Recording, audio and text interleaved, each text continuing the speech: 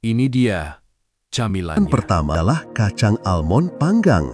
Cukup 10-15 butir sehari. Kacang almond ini juara menurunkan kolesterol LDL alias kolesterol jahat yang suka nyumbat pembuluh darah. Camilan kedua yang tidak kalah hebat, edamame rebus. Edamame ini jagoan melawan asam urat karena proteinnya nabati, bukan hewani. Protein nabati tidak menghasilkan purin berlebih seperti daging merah atau jeroan. Rebus 5 menit dengan sedikit garam, tiriskan, simpan di wadah. Bisa tahan 2-3 hari di kulkas.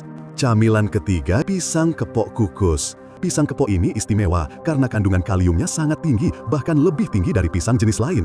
Kalium ini penting banget untuk menyeimbangkan natrium dalam tubuh. Kolesterolnya tinggi karena biasanya tekanan darah juga ikut naik.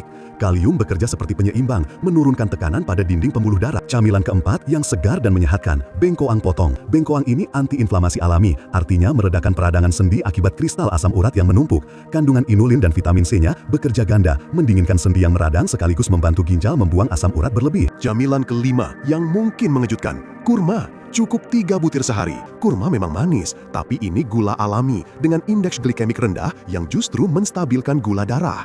Gula darah stabil itu penting karena kalau naik turun drastis, produksi kolesterol di hati jadi kacau.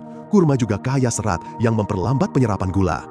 Camilan keenam, jagung rebus, obat ampuh untuk kolesterol tinggi. Jagung ini kaya serat larut yang bekerja seperti spons di usus kita.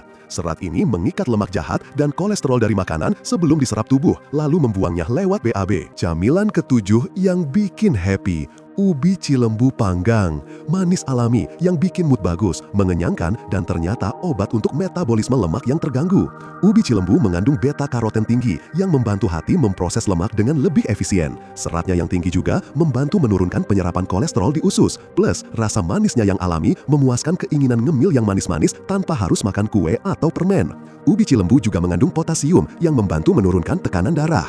Camilan ke-8 yang sudah dikenal sejak zaman nenek moyang, bubur kacang hijau tanpa santan. Camilan ke-9, timun Jepang atau timun lokal biasa juga boleh.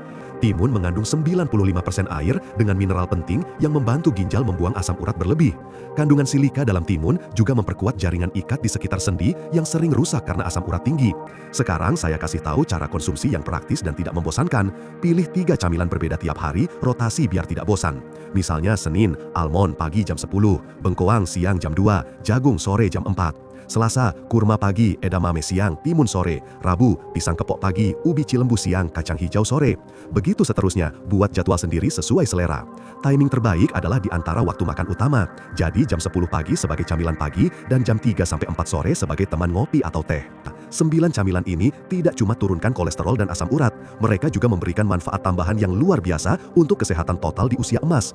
Pertama, kesehatan jantung terjaga karena pembuluh darah bersih dari plak. Kedua, risiko stroke menurun drastis karena aliran darah lancar ke otak.